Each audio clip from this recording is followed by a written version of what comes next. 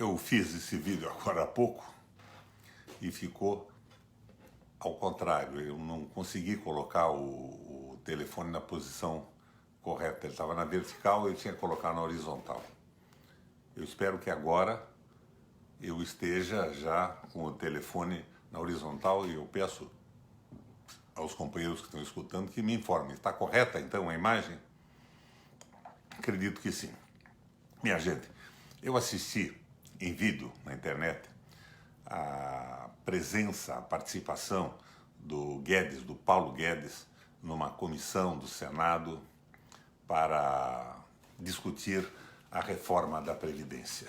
A brutalidade do Guedes, a prepotência, a forma com que ele tratou a senadora Cátia Abreu, que aliás respondeu à altura. A Cátia não é de conversar mole e de aceitar malandro arrogante como Guedes. Ele defendeu o indefensável.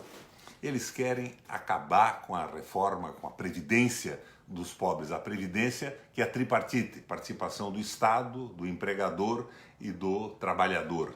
Eles querem inventar um sistema de capitalização e largar tudo na mão dos bancos. O Estado não entra com nada, o empregador não entra com nada e o trabalhador arca com tudo como se fosse uma poupança na mão dos banqueiros. É concentração de renda e enriquecimento. Como é que surgiu no mundo a Previdência? No começo do século, um economista, Johann Fisch, diz que os trabalhadores só tinham como para garantir a sua velhice o fruto do seu trabalho. E à medida que os anos passavam, a sua capacidade de trabalho diminuía, eles ficariam completamente desamparados. Já os mais ricos, os proprietários, tinham a renda das suas propriedades e o dividendo da sua riqueza. Então, Hindenburgo, que comandava a Alemanha na reunificação, raciocina da seguinte maneira: os alemães não vão aceitar esta escravização, esta morte compulsória por falta de recursos, morte de fome por falta de recursos na velhice, quando acaba ou diminui a sua força de trabalho. E para evitar a revolta dos alemães, que era certa, Hindenburgo cria a Previdência Pública.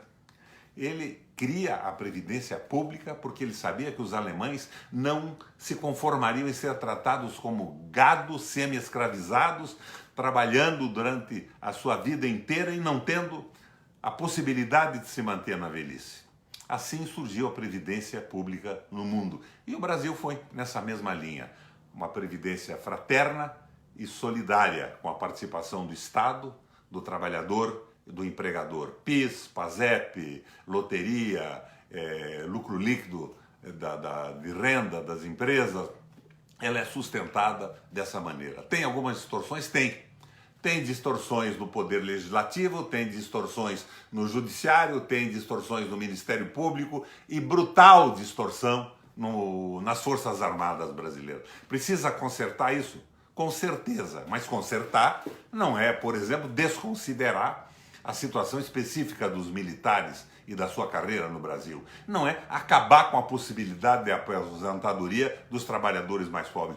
Porque no Brasil, como na Alemanha, o nosso povo não vai aceitar essa escravização proposta com arrogância e prepotência pelo Guedes. Tratou mal todos os senadores. Ele, quem é? Ele é um cara que trabalhou com o Pinochet no Chile, o Milton Friedman, na época daquela revolução brutal, assassinato em massa de pessoas, concentração de renda. Era o tal liberalismo econômico que não deu certo no mundo, que na Europa acabou com a Grécia, dificulta a vida da Espanha e atrapalha, inclusive, a vida da Merkel na Alemanha, que tem uma situação privilegiada em função da força da sua moeda, que foi desvalorizada na unificação e na criação do euro. Minha gente, não é possível que a gente aceite isso. Eu fiquei indignado mesmo, eu fiquei pensando, meu Deus, eu não me reelegi senador, uma vida inteira de esforço trabalhando pelo povo, pelo trabalhador, e foi uma das consequências desse acidente da eleição do Bolsonaro. O povo não votou contra o trabalhador. O povo não votou para acabar com a Previdência Pública. O povo não votou para entregar petróleo. O povo não votou para que o Brasil deixasse de ser soberano e ficasse nas mãos dos Estados Unidos e de países economicamente mais fortes que o nosso. O povo votou contra a política. Ele confundiu todos os políticos por força da pregação, das televisões, da Globo principalmente.